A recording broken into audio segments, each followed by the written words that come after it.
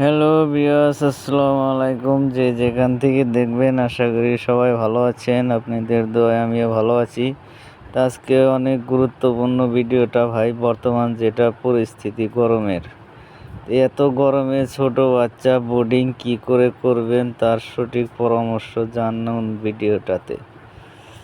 তো এরকম ভাই চারে মুর্দা অল্প বাড়ির যে কোনো আশেপাশে আপনার অল্প জায়গা থাকলে এরকম একটা লেট দিয়ে বাউন্ডারি করে এরকম করে অল্প মাটি কাইটে আপনার 1 ফুটের মতো কিংবা 6 ইঞ্চির মতো মাটি কেটে উপর দিয়ে অল্পটুকু আইল বেঁধে 1 ফুটের মতো মোটামুটি গাড়াটা করবেন, করে পেপার দিয়ে যাতে মাটিটা খাইতে না পারে এই সিস্টেম করে আপনারা রাখতে পারেন।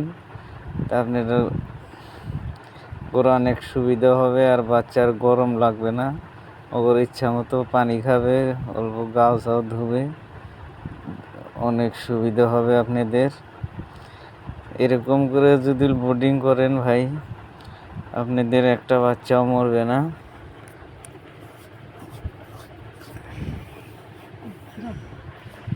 তো ভাই যে যেখান থেকে দেখবেন সবাই একটা করে কমেন্ট করবেন।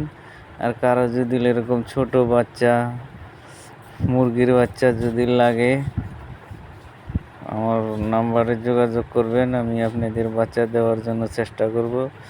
লোকাল ডিম যদি লাগে যে আমাকে ফোন করবেন, দেওয়ার জন্য চেষ্টা করব।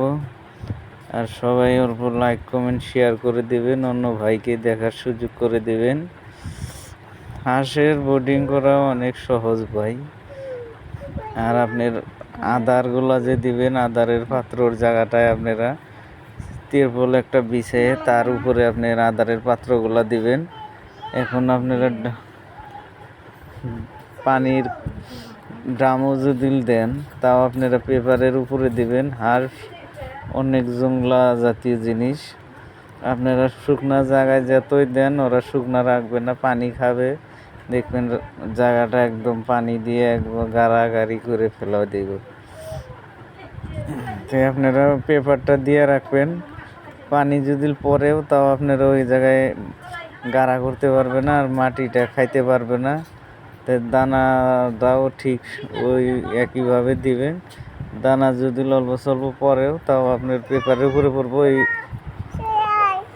ওই বস্তুটা হাঁসের রিটার্ন খাইয়ে হালাই দিব।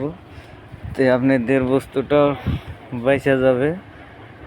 তা আপনারা এইরকম সিস্টেম করে বোর্ডিংটা করতে পারেন। অনেক নতুন ভাই উদ্যোক্তা আছে যে হাঁসের বাচ্চা বোর্ডিং করা বোঝে না, কীভাবে বোর্ডিং করে। তো লাইন দিয়ে কীভাবে বোর্ডিং করা লাগে সেটার ভিডিও দেওয়া আছে ভাই, আপনারা সেই ভিডিওগুলো দেখতে পারেন। তো অনেক ভাই সমস্যায় আছে যে গরমের মধ্যে হাঁস মরতেছে, তো সেই ভাইদের জন্য এই ভিডিওটা। তা আপনারা এরকম করে অবশ্যই খান্ডু গাড়া করে পানির সিস্টেম করবেন, দেখবেন অনেক আপনাদের সুবিধা হবে। আপনাদের দিনের মধ্যে কমসে কম 4-5 বার ড্রামে পানি দেওয়া লাগে, সেই পানিটাও দেওয়া লাগবে না, একবার মোটর দিয়ে পানি দিয়ে দেবেন। আর গাড়ার খোদার সময় একটা করে দেবেন, পাইপ একটা ফিটিং করে দেবেন, খারাপ পানিটা বাড়ায় যাবে ভালো।